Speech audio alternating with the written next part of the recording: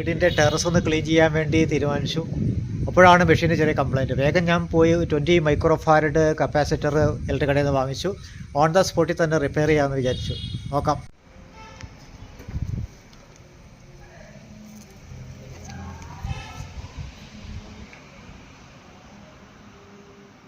Normally ഈ car വാഷറിന് അതിൻ്റെ കവറാണ്ട് ആദ്യം അഴിച്ചു മാറ്റുന്നതിന് വേണ്ടി 3, 3, 6, 8 സ്ക്രൂസാണ് ഉള്ളത്. അത്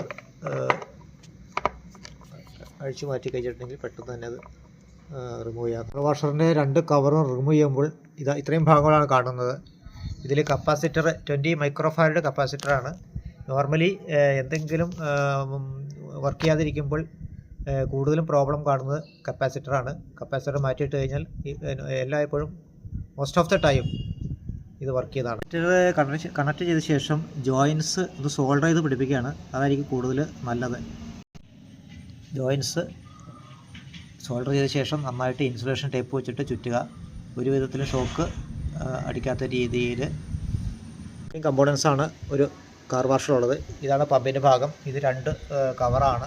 ഇത് ബാക്കിലുള്ളൊരു കവറാണ്. ഇതെല്ലാം കൂടി അസംബിൾ ചെയ്യാണ് അടുത്ത് വേണ്ടത്. സിറ്ററൊക്കെ മാറി അസംബിൾ ചെയ്തു. നമുക്കൊന്ന് വർക്ക് ചെയ്ത് നോക്കാം.